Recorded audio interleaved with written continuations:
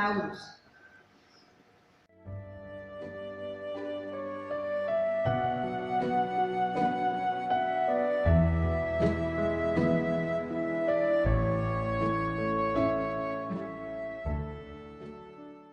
A propósito de sus aportes para esta conferencia, ¿qué aporta en el conocimiento de la cultura de la sociedad hispanoamericana? ¿Por qué no hablamos directamente de América Latina durante este periodo? Un periodo altamente, intensivamente ideológico, político. ¿Por qué en este caso nosotros, para esta reflexión, tomamos como punto de partida el laberinto de los tres minotauros?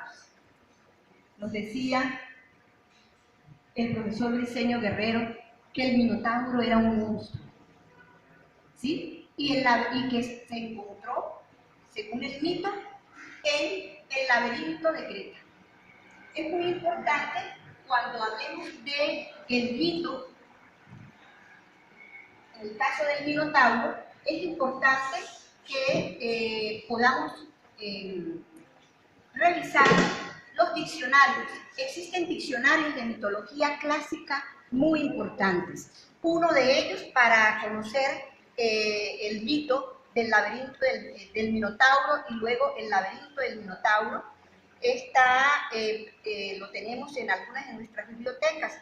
Por allí tenemos la mitología, el diccionario de mitología clásica de Pier Grimaldi y el diccionario de los monstruos, que es de un italiano, Massimo Isi, publicado en el año 2000. También tres autores, Falcón, Fernández y Yaliano López, que los he revisado en función de profundizar en el Minotauro. Dice el mito que el Minotauro, que viene del griego Minotauros, es un monstruo con cuerpo de hombre y cabeza de toro. Es una criatura, es una bestia, como nosotros lo llamamos. Esa bestia, el mito griego dice que era hijo de Pasífae y del toro de Creta. Fue encerrado en un laberinto hecho por Dédalo, con el fin de retenerlo. El laberinto estaba ubicado en la ciudad de Noxos, en la isla de Creta. ¿Y qué significa entonces el laberinto? Porque en esta obra se nos hace referencia a un monstruo encerrado en un laberinto. Esa reflexión nosotros la venimos haciendo, hemos estado trabajando a lo largo de unos años en función de entender el planteamiento de la obra y sus aportes para la historia hispanoamericana o para la historia de América Latina. Se compone el laberinto de los tres minotauros de tres obras: la identificación americana con la Europa segunda, que escribe José Manuel Briceño en 1977 en Mérida. La segunda obra, Europa y América en el pensar mantuano, que él escribe en Sevilla en 1979. Y por último, el discurso salvaje. Allí no tenemos lugar y fecha precisa para señalar en dónde, cuándo escribe José Manuel Briceño esta obra que compone, que forma parte importante del laberinto de los tres minotauros. La primera obra que nos aporta en la comprensión de la cultura de la sociedad hispánica, hoy latinoamericana, la identificación americana con la Europa segunda.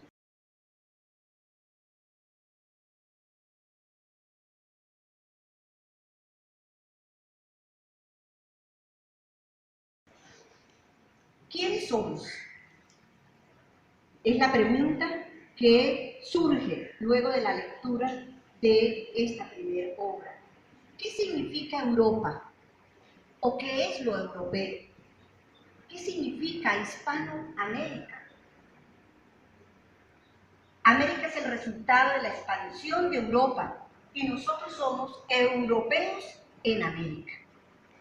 Partiendo de este planteamiento, nosotros podríamos, en parte, responder estas tres preguntas. ¿Quiénes somos? Inmediatamente tratamos de responder. ¿Somos hispánicos o somos latinoamericanos? ¿Quiénes somos?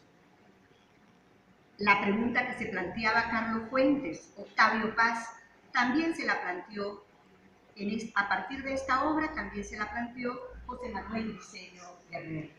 ¿Qué significa Europa? Es tan solo el desplazamiento geográfico de Europa hacia un continente llamado, entre comillas, nuevo. ¿Qué significa Europa? Solo la expansión, el imperio. ¿Y qué significa entonces Europa en América? ¿Hablamos de Europa o hablamos de España? ¿O hablamos de la España peninsular? ¿O hablamos de la península ibérica, Portugal, España? De modo que para hablar de Hispanoamérica tendríamos que hacer referencia a la España europea, no a Portugal y no al resto de Europa, porque es la cultura hispánica de la Hispania.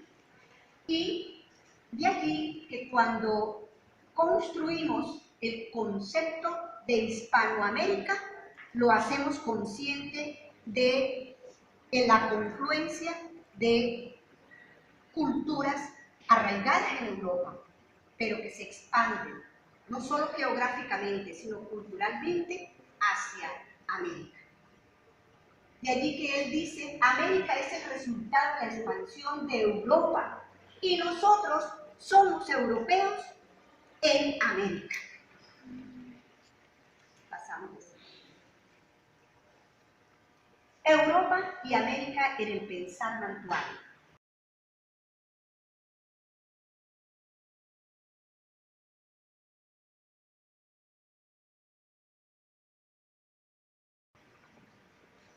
Considero que esta segunda obra recoge estos elementos que yo identifico como parte de los aportes de Briceño Guerrero al estudio de la cultura y sociedad hispanoamericana. El primer elemento es el de la identidad. Él habla de una identificación. Nosotros de una identidad. Identidad europea, identidad con España, identidad con respecto a quién, la identificación europea. El segundo punto, la Europa occidental cristiana. ¿Por qué hablamos de una Europa cristiana, del mundo occidental europeo cristiano? Fundamental porque precisamente allí, en esa identificación de esta Europa cristiana, es que nosotros, desde el punto de vista de la cultura, nosotros tenemos elementos para la reflexión de esa construcción cultural de parte de ese ser latinoamericano. ¿Por qué hablamos de una América bantuana? Hace unos días, en la primera conferencia, el profesor y compañero amigo del grupo nos preguntaba sobre el mantuanismo. Y revisando la obra del doctor Briceño, estuvimos haciéndole una breve revisión a eso que nosotros llamamos la conceptualización. Mantuano, conceptualización de la actitud del criollo hispano o latinoamericano, que no se limita a un periodo ni a una clase social. El mantuano se identifica con la actitud del criollo latinoamericano. Decíamos en ese momento, cuando el profesor Enrique Flores nos preguntaba sobre el mantuanismo, y yo le decía que formaba parte del ser mantuano el privilegio de las damas, sobre todo las damas criollas, de llevar un manto. Y eso las distinguía del resto, como clase social, las distinguía de los otros grupos sociales. Entonces, diríamos que allí hay una actitud, pero no solo una actitud racional, sino también emotiva, cargada de emotividad. Esto es importante tenerlo en cuenta para, a la hora de hacer reflexión sobre la América mantuana. La América del criollo, el criollo español y el criollo que también se denominaba el criollo peninsular.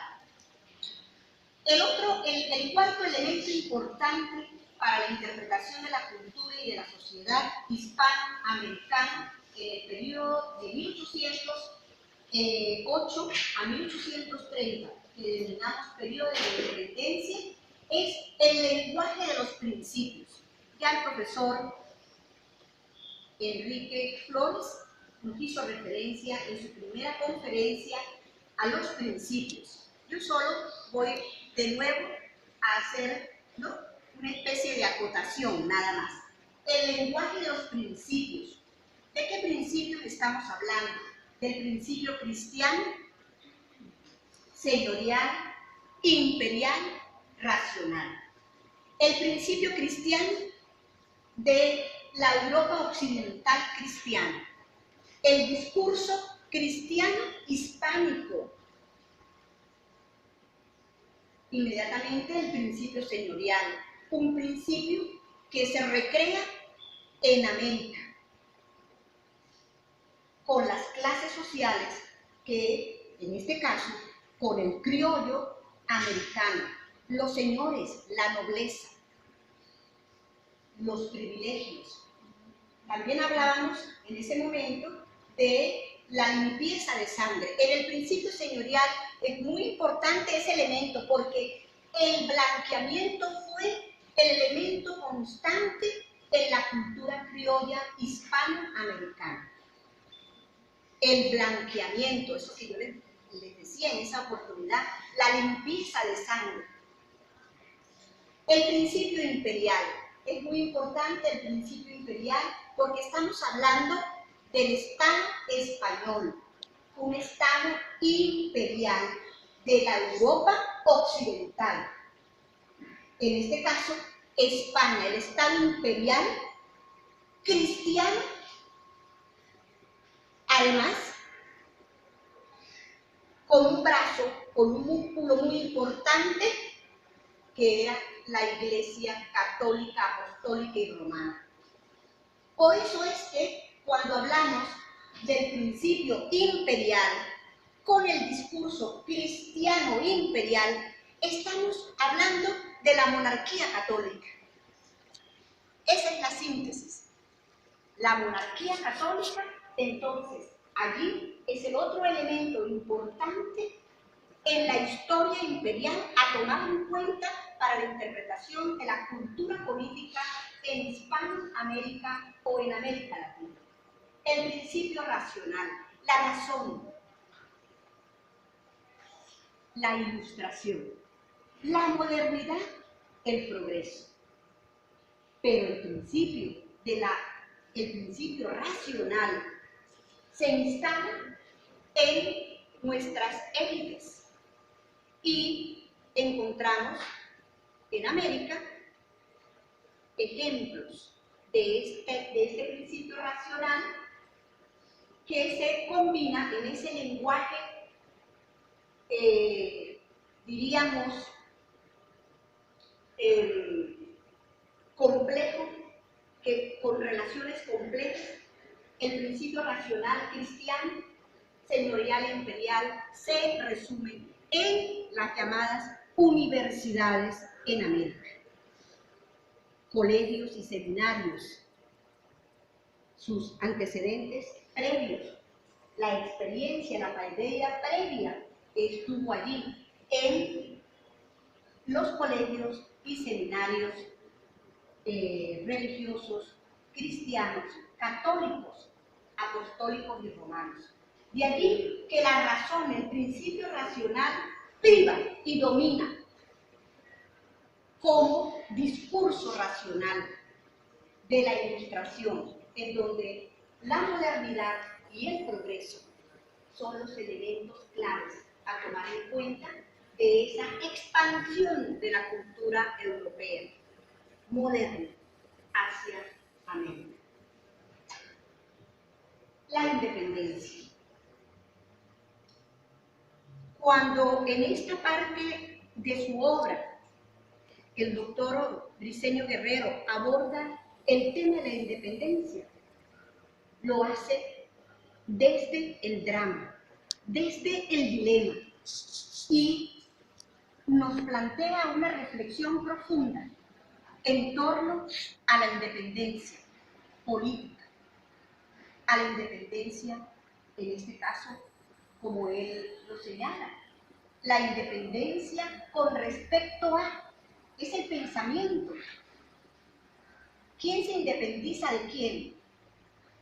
¿O estaremos frente a un hecho histórico que forma parte del proceso histórico latinoamericano, lleno de equívocos, fragmentado, racionalizado, pero con mucha carga emotiva y además desde un lenguaje vehemente, desde los tres principios, con una vehemencia y una carga emotiva que muchas veces no nos permite conocer qué fue lo que ocurrió. Por ejemplo, ayer estaba escuchando a uno de los historiadores venezolanos que le hicieron una entrevista en uno de los canales venezolanos, Globovisión creo que era, una entrevista a propósito del 19 de abril, Guillermo Morón. Guillermo Morón dice que la independencia venezolana forma parte de un fragmento de la historia, no solo de Venezuela, sino de América Latina, y que esa independencia fragmentada, esa independencia interpretada desde diversas miradas, con diversas versiones, es una independencia ideológica, ideologizada, y llama a la revisión, a la objetividad. Claro, lo entiendo porque él viene de los archivos.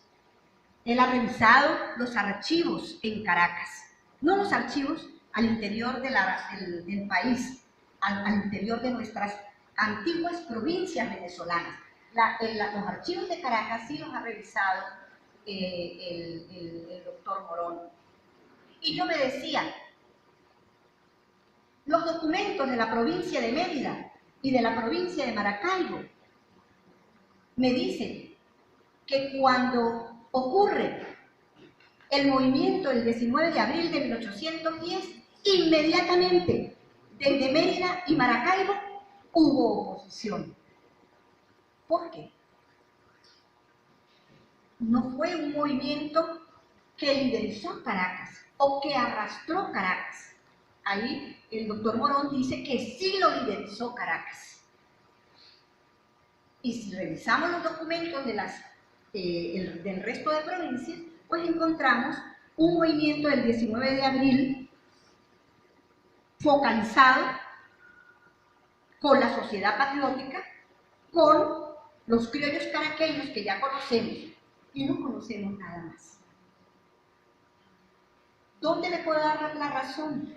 Que la interpretación de la historia de Venezuela es una interpretación, en la mayoría de los casos, ideológica y no objetiva, no partiendo de la revisión de algunos hechos que no es que sean totalmente objetivos, porque tenemos allí sujetos, hombres, emociones, pero sí que nos pueden indicar otros elementos que enriquezcan el planteamiento caraqueño, que solo la reacción es de Caracas, y desde el interior de la provincia poco hubo o casi no hubo reacción. Sí hubo reacción. Unos manifestaron adherirse al movimiento del 19 de abril y otros manifestaron disidencia, oposición. La historia de Venezuela se ha enfocado en los que se adhieren a la independencia, es decir, se ha enfocado a la historia republicana. Pero la historia monárquica, la historia de la monarquía católica, no la vemos por ninguna parte. Está allí, no olvidada, no digamos eso, no relegada, no. Simplemente la historia de la monarquía católica o la historia de la monarquía española ha estado allí, latente. Algunos historiadores nos acercamos y observamos. Otros aceptamos la interpretación republicana de la historia de Venezuela y en especial de la independencia. El último elemento dentro de esta obra, denominada La Paideia, por José Manuel Briceño, él dice que, en definitiva, todo este largo proceso emocional, ideológico, político y cultural nos permite incorporar la paideia, es decir, en ese proceso el aprendizaje, pero también lo no aprendido, revisar lo que tenemos allí, en esa experiencia, ¿no? Que va y viene, porque es de ir y venir, una experiencia que va y viene, como yo lo digo, a los dos lados del Atlántico. No solo es del Atlántico de España hacia América, sino de América hacia España o hacia Europa. Es muy importante que tengamos muy en cuenta este elemento a la hora de interpretar parte de la obra y la cultura y sociedad hispanoamericana. ¿Por qué la paideia? Debemos hacerlo esa. Y, por supuesto, en esta parte de la obra, revisar todos los elementos que me van a permitir dar respuesta a algunos aspectos fundamentales de la historia, fundamentales en el pensamiento americano y de la historia latinoamericana.